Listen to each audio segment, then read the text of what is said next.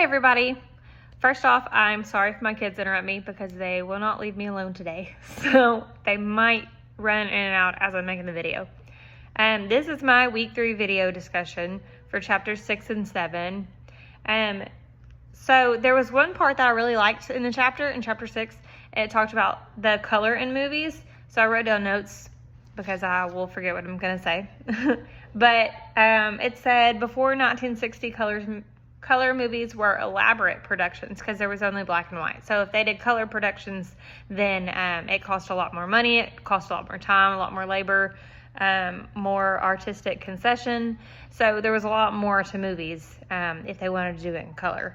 So the first method, excuse me, was additive color systems. They added color to black and white. And the way that they did this was through, they would draw color directly on the film to get colored scenes. They'd soak the film in dye called tinting. And then also there was toning, which it was a chemical process to get color into these movies.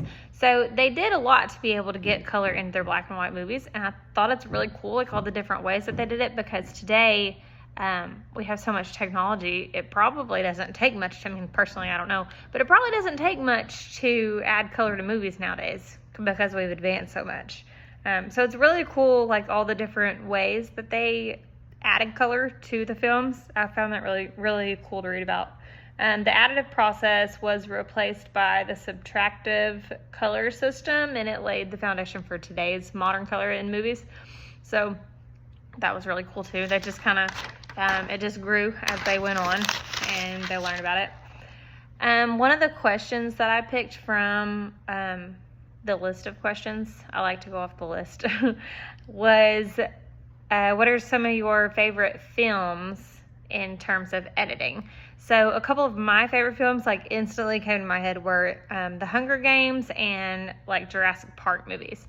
So I think those are really cool because they had to use so many editing techniques in those movies. Like The Hunger Games has so many different, I don't know if you've ever seen The Hunger Games. It has so many different, like they're in an arena and the lightning strikes the tree at one point, and then like they make these like, I don't know what they are, like leopards that chase them. There's editing. There's literally so much editing that goes into that movie. It's really, really cool. And then it's also really cool in that movie the way that they have to dress them up as their district. So there's 12 districts and they all have like lumber or coal or like different things. And so the contestants, or whatever you want to call them, that go into the Hunger Games dress like their district. So that's really cool too, like another part of editing. Of course, that's more an artistic side because they'll paint them up and costume them to match their district. So that's really cool. And then as far as Jurassic Park goes, all the dinosaurs and everything, the editing with all that, it's all just very, very cool to me. I love that kind of stuff.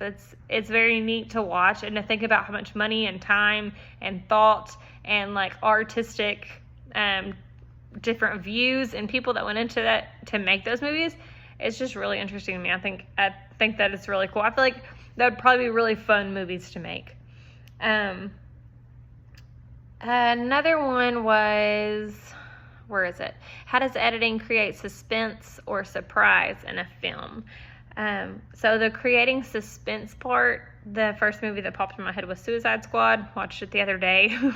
It's a really good movie. But as far as like editing goes, they have this whole Suicide Squad that they're trying to make to go and save the world, basically. Well, there's a witch that was like in this little, I don't even know what they're called. There was a witch that was in this little tomb, and this doctor was going through caves and exploring caves and stuff and found this witch. Well, she accidentally let the witch loose and the witch got into her. Well, she will change it. She can change the witch or change herself into the witch, or the witch can change her into the witch, vice versa. Like the witch can take over her body, or she can make the witch come take over her body. And anyways, where I'm going with this, the creating suspense in films, when she switches to the witch or the witch switches to herself or whatever, it has like this black it's not like a glow. I don't really know how to explain it, but it has like this black aroma off of her. And the witch just, it's very suspenseful, and she's just very creepy looking. And it's just interesting to see that side of the editing too, because they had to do so much more to make her look so drastic compared to just like a regular human beside her or whatever. So I don't know. I thought that was really cool too. I really enjoyed reading about the coloring and the editing of movies. I feel like the artistic side would be a lot of fun in those, and to make movies in.